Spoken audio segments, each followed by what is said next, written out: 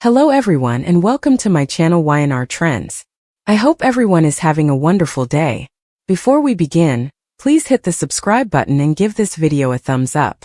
Jack Abbott had weathered betrayals, heartbreaks, corporate wars and family implosions for decades, but nothing, absolutely nothing, prepared him for the moment he realized the two people he trusted most to keep his world stable had ripped the foundation out from under him. With Diane standing at the center as the traitor and Victor Newman pulling the strings behind a secret so explosive that even the typically unflappable Jack felt the ground tilt beneath his feet as if his entire life were collapsing in slow, merciless motion, and it all began the night he overheard whispers, quiet, furtive, panicked whispers, coming from Diane's side of the mansion, whispers that didn't fit her explanations about late-night calls with Kyle, or Genoa supply chain crises. Whispers that carried that faint tremor of fear Diane always tried to bury but never quite mastered when she was lying, and Jack, already uneasy from weeks of odd behavior, followed the sound only to hear Diane saying the one name he had prayed was unrelated to this shift in her energy, Victor. At first he tried to make sense of it, telling himself she must be confronting Victor, warning him off some plot against the Abbotts, but her tone, shaken, apologetic, pleading, made his stomach twist with dread. And as he pressed closer to the door he heard the words that shattered the illusion of stability he'd fought so hard to build. "I did what you asked, Victor. I gave you the files. Please, this has gone far enough." And in that instant the world inside Jack didn't just crack. It detonated. The files. The files he had been desperately trying to track down, the ones that contained confidential development plans for Genoa's next expansion, plans that somehow ended up in Newman's hands weeks earlier, though there had been no sign of a break-in, no hacking trail, no disgruntled employee. He had assumed a Newman spy, assumed Victor had found some way to worm his influence into the company again, but never, not once, had he considered Diane. Not after everything she had sworn. Not after the years of rebuilding trust. Not after the promises she made to him, to Kyle, to their family. And suddenly Jack felt the kind of primal, bone-deep fury he hadn't felt in years sweep through him. A fury born not simply of betrayal, but of humiliation, for he had defended Diane to everyone who warned him she could revert to her old patterns. He defended her to Ashley, to Billy, to Kyle, even to Nikki when she issued subtle, knowing warnings that old habits don't die, they just wait for an opportunity. Jack slammed the door open before Diane could finish her trembling sentence, and the shock on her face. Shock because she'd been caught, shock because the truth had stepped out of the shadows in the form of the man she betrayed, was almost satisfying, though his satisfaction was buried underneath a boiling, acidic heartbreak that made his voice shake as he demanded, "What files, Diane? What exactly have you done?" Diane stammered, tried to spin, tried to find the charming, panicked little girl persona she used for her mistakes, but Jack was beyond persuasion. He grabbed her phone, put it on speaker, and Victor's voice carried through the room like poison. "I assume she told you everything, Jack," Victor drawled, utterly unbothered. Utterly amused by Jack discovering the truth this way, and that alone made Jack's fury flame hotter. Diane lunged to disconnect the call, but Jack physically blocked her, his expression hard enough to turn steel brittle. "No," he snapped.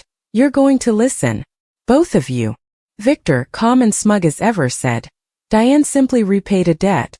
She came to me long before you knew she was back in town. She needed protection. I provided it. And in exchange, she agreed to keep me informed if anything concerning developed at Genoa." Beneath that smooth confidence, Victor was enjoying every second of this, savoring Jack's unraveling, savoring the moral victory he believed he'd won by proving what he had warned Jack long ago. People don't change. Jack could feel something in him breaking in a way that was terrifying, not because it was destructive but because it was final. "A debt," Jack whispered, voice low, deadly. "You gave him our files. Our plans. You sabotaged your own family. How long has this been happening, Diane?" She tried to touch him, her hands trembling, tears forming and spilling because she knew exactly what this meant. Not just to their relationship, but to her place in the Abbott family. "Jack, please, I never meant to hurt you. I thought I could manage it. I thought I could keep Victor at bay." "At bay?" Jack exploded, his voice echoing off the walls. "You were feeding him information. You were helping him undermine us. Helping him, Diane. Of all people." Diane collapsed onto the couch, sobbing, trying to explain the early days, the fear, the desperation to recreate her life, The threats she claimed Victor had made if she didn't cooperate, but the more she talked, the clearer it became that she'd chosen survival the way she always did, by selling out anyone she needed to. Jack could barely look at her. He saw flashes of every moment he defended her, every argument he'd had with Ashley that had pushed their fragile relationship to the edge, every plea from Kyle to believe his mother was a changed woman. But the real punch in the gut came when Kyle walked in after hearing the yelling. He stopped dead in the doorway at the sight of his mother sobbing and his father shaking with rage, and when Jack told him the truth, when he repeated Diane's words, "I gave Victor the files," Kyle's face drained of color. "Mom, tell me that's not true," he whispered, voice almost childlike. Diane reached for him, but Kyle backed away as if her touch were a flame. "How could you do this to Dad? To me? To us?" And that was the moment Jack knew their family would never be the same. Diane crumbled, clinging to excuses, but Kyle couldn't hear them, and Jack didn't want to. Jack stormed out of the house, driven by a fury he couldn't contain, heading straight to Newman Ranch because if Victor thought he could manipulate Diane and destroy the Abbotts without consequences, he was dead wrong. He burst through Victor's door, ignoring security, ignoring every rule of civility, and shouted, "You used her because you knew it would destroy me." Victor barely looked fazed. Jack, you always make everything so personal. This was business." But Jack knew better. Victor wanted dominance. He wanted to win a decades-old war that never truly ended. Jack lunged at him, grabbed him by the collar, shaking with a hatred so deep it shook the walls. "You don't get to insert yourself into my family. You don't get to use the people I love. You don't get to destroy us." Victor's cold smirk only deepened. "Then perhaps you should reconsider the kind of woman you let back into your home." Security pulled Jack away, but not before he roared that this wasn't over, that he was coming for Newman, that Victor had crossed a line that could never be undone. When Jack returned home, the house felt different. Emptier, heavier, suffocating. Diane was gone. Kyle was upstairs, devastated. And amid the silence, Jack realized the enormity of what had just happened. Diane hadn't simply betrayed the company. She had destroyed the very thing he tried to build for years. A family rebuilt from ashes. And though he wanted to tell himself he didn't care, that he was done with her forever, the truth was more complicated, because love doesn't disappear in a moment, even when trust does. But one thing was certain, Jack would never look at Diane the same way again. And as he stood there, fists clenched, eyes burning, he vowed that Victor Newman would pay, not just for manipulating Diane, but for lighting a match that had now set the entire Abbott family on fire. The war wasn't just back. It was personal, primal, destructive, and unstoppable. And in the days to come, Genoa City would learn that when Jack Abbott is betrayed, the fallout is nuclear. Jack couldn't sleep that night, the images of Diane's tear-streaked face and Victor's smug grin replaying over and over in his mind like a nightmare on an endless loop. Every time he closed his eyes, the betrayal felt sharper, more visceral, and he knew that this wasn't simply about stolen files or business sabotage. It was about the complete dismantling of the trust that had held the Abbott family together, and as he paced the darkened halls of his mansion, he could feel the walls themselves pressing in, suffocating him with the weight of what had been done, and every memory of Diane's smiles, her reassurances, the quiet nights they had spent rebuilding their lives, now tainted by the shadow of her treachery. And he thought about Kyle, his son, who had looked at her with a mixture of disbelief, hurt, and something like mourning the mother he had trusted, and Jack felt his chest tighten with a mixture of rage and sorrow that left him shaking. And in that shaking, in that raw, exposed vulnerability, he realized that the war Victor had ignited was not just external, it was inside him, inside the very core of his being, twisting his love into anger, his hope into fury, and he knew he had to act, had to strike back before Victor could cement his victory, before Diane's betrayal became irreversible. And so he began making calls, calling allies old and new, calling legal teams, security consultants, and even people he had sworn off for years, every call a weapon in the arsenal he was building against Victor, and in every conversation, Jack's voice carried the fire of someone who had been humiliated, someone who had been shown the raw truth of who he thought he knew, and in between calls, he would return to Diane's empty side of the mansion, staring at the things she had touched, the photographs she had arranged, the books she had left on the shelves, every object a reminder that someone he loved, someone he had trusted with his entire life, had been Traitor, and he felt himself teetering on the edge of something darker than mere anger, a darkness that threatened to consume him, and he knew that the only way to survive it was to turn it outward, to direct it at Victor, the architect of his pain. And so the next morning, Jack stormed into Newman Enterprises with the determination of a man who had nothing left to lose, and every step he took echoed through the corridors, announcing his presence, his intent, and employees scattered, some hiding, some trying to intervene, but Jack ignored them, moving straight for Victor's office with the cold precision of a predator.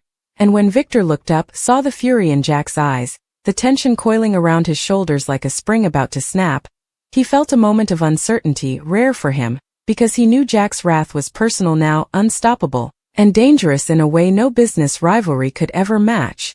And Jack didn't hesitate. He lunged across the desk, grabbing Victor by the lapels, shaking him with a strength fueled by betrayal, by the collapse of his family's foundation, by the knowledge that the woman he loved had been playing a dangerous game he hadn't even known existed, and Victor, ever composed, met Jack's glare with a mixture of amusement and calculation, because he knew Jack's morality, his sense of right and wrong, his attachment to family, would be the very things that would make him predictable, and yet, he underestimated how far Jack would go now, how unhinged he could become when pushed past the point of reason, and Jack's words were a low growl. "You think you can manipulate my family, Victor? You think you can use Diane as a pawn and walk away?" And Victor's smirk widened, unshaken. But even as he replied, Jack's grip tightened, shaking the desk, scattering papers, threatening the fragile veneer of Newman authority, and Victor finally spoke, his voice calm, almost silky. "Jack, I warned you long ago, people don't change. Diane was always going to make choices like this. You simply refused to see it." That admission, so casually delivered, struck Jack like a physical blow, and in that moment Jack realized that Victor hadn't merely orchestrated a betrayal. He had predicted it, anticipated every step, and now he was enjoying watching the fallout, watching Jack spiral, watching Kyle's faith in family fracture, and Jack's heart pounded with a need for justice, for retribution, for vindication that went beyond corporate warfare. And he knew the confrontation wasn't enough. It would never be enough, so he began plotting a campaign to expose Victor, to reclaim not only the stolen files and company assets but to regain the moral high ground, to show everyone in Genoa City that Victor Newman, for all his power and cunning, could be brought down, could be outmaneuvered. And yet, even as he strategized, his thoughts always returned to Diane, because despite everything, he still felt a painful, undeniable bond, a connection that made his rage more complicated, more human, more dangerous, because it wasn't blind hatred. There was love tangled with it, and that love, twisted by betrayal, became the fuel for his vengeance. And the next day, when Diane returned, hoping to explain herself, to plead for forgiveness, she found Jack standing in the middle of the mansion, eyes blazing, every muscle coiled, and he didn't speak at first, just stared, and Diane realized that the woman she had tried to be, the promises she had made, were gone, obliterated by her own choices, and Jack finally spoke, voice cold, controlled but with an edge that cut deeper than any shout. "Diane, you made your choice. Now you live with it." She tried to reach for him, tears streaming, voice breaking. "Jack, I did what I had to do. I thought I was protecting us, I thought I could manage Victor." But he stopped her, raising a hand. "Stop. Just stop. I don't want to hear any excuses." Kyle, who had been listening from the doorway, stepped in, trembling, torn between defending his mother and siding with his father, and Jack's eyes softened just enough to acknowledge his son, but only briefly, because his focus had to remain on the threat looming larger than any personal pain. Victor Newman, the mastermind, the puppeteer, the man who had turned Diane into a weapon against the Abbotts, and now, Jack began assembling his allies, calling in favors, tapping into contacts from years of business dealings and personal grudges alike, people who owed him, people who feared Victor, people who had been burned by Newman and were eager to see payback. And over the next several days, Jack orchestrated a multi-pronged offensive, leaking information to key reporters, exposing inconsistencies in Newman Enterprises' dealings, gathering irrefutable proof of Victor's manipulation of Diane, and simultaneously rebuilding Jabot's defenses, shoring up trust among executives, and planning legal maneuvers that would leave Victor scrambling. And all the while, Diane remained at his side, a silent witness, grappling with guilt and fear, knowing that Jack's wrath could easily turn on her. And Kyle watched, torn, as his father, driven by betrayal and fury, became a force that seemed unstoppable. And in those moments, Jack realized that vengeance was intoxicating, that the taste of it could fuel him like nothing else. And yet it came with a cost, because in the pursuit of bringing Victor down, he risked becoming the very thing he hated, consumed by anger, consumed by obsession, and he didn't care, because nothing mattered more than exposing the truth, reclaiming his family's honor, and showing Diane, Victor, and all of Genoa City that Jack Abbott, once pushed past his breaking point, would stop at nothing. And as the days unfolded, confrontations escalated, tempers flared, secrets spilled into the open like a flood breaking through a dam. Alliances shifted, and in the center of it all stood Jack, a man transformed by betrayal, a man whose love had been weaponized against him, whose trust had been shattered, and whose fury had become both shield and sword. And even as he plotted, as he maneuvered, as he prepared to strike the final blow against Victor, he knew one thing with absolute certainty: nothing in Genoa City would ever be the same again, because when Jack Abbott is pushed to the edge by treachery, by the revelation of a traitor, by the manipulation of Victor Newman, the aftermath is not merely dramatic. It is catastrophic, seismic, and unforgettable. And Diane, who had once been his partner, his ally, his confidant, now stood in the ruins of their relationship, forced to reckon with the consequences of her choices. And as Jack stared out the window of his office at the city below, he made a silent vow, a promise to himself, to Kyle, and to everyone who had been caught in the crossfire. Victor Newman may think he has won, but Jack Abbott's wrath, fueled by betrayal and heartbreak, was only just beginning, and the storm he was about to unleash would be remembered for years to come, shaking Genoa City to its core, reshaping alliances, toppling empires, and leaving no soul untouched by the fire Jack now carried inside him, a fire born of love twisted into rage, of trust destroyed and vengeance demanded. And as night fell over the city, Jack knew that the war with Victor Newman was no longer optional. It was inevitable. And every move he made from that point forward would be decisive, ruthless, and inescapably personal, because in the world of the Abbotts and the Newmans, loyalty is currency, betrayal is deadly, and Jack Abbott had just cashed in the full weight of his wrath. Even as Jack plotted his calculated retaliation, he couldn't ignore the gnawing ache that Diane's betrayal left behind, the way it had fractured the very core of his heart, a constant reminder that love and trust, once shattered, left scars deeper than any corporate loss could inflict. And every glance at Kyle, his son teetering between loyalty to his mother and allegiance to his father, reminded him that this was bigger than revenge. This was about protecting what remained of his family before Victor could twist it all beyond repair. And Jack's mind raced constantly, imagining every move Victor might make, anticipating every angle of attack, while Diane, trembling in the corner of his office, attempted to explain herself over and over, her words tumbling in a mix of guilt, fear, and desperate rationalization. But Jack no longer sought explanation. He sought justice, precision, and the kind of reckoning that left no room for mercy. And the more Diane pleaded, the more he realized that her betrayal was not born purely of fear, but of calculation, and that knowledge hardened his resolve further, fueling a strategic fury that extended beyond personal vendetta into the realm of absolute domination over Victor's schemes. While Kyle, witnessing his father's unrelenting determination, began to understand the depth of the man Jack could become when pushed to the edge, and in that moment, he both feared and admired his father, seeing Jack not just as a father, but as a force of nature, unstoppable, inevitable, and terrifying in his pursuit of justice.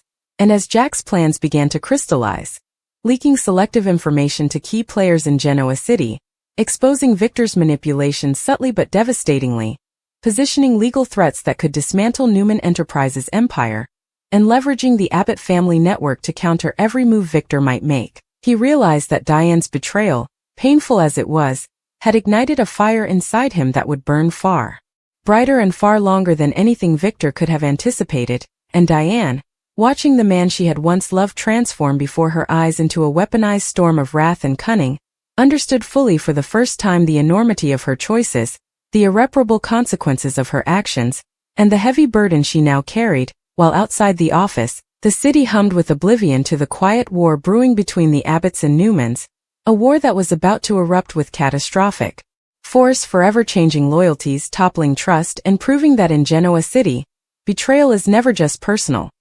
It is seismic, consuming everything in its path. And Jack Abbott, fueled by heartbreak, betrayal, and an unyielding desire to reclaim what was stolen from him, was determined to ensure that the consequences would be total, undeniable, and unforgettable.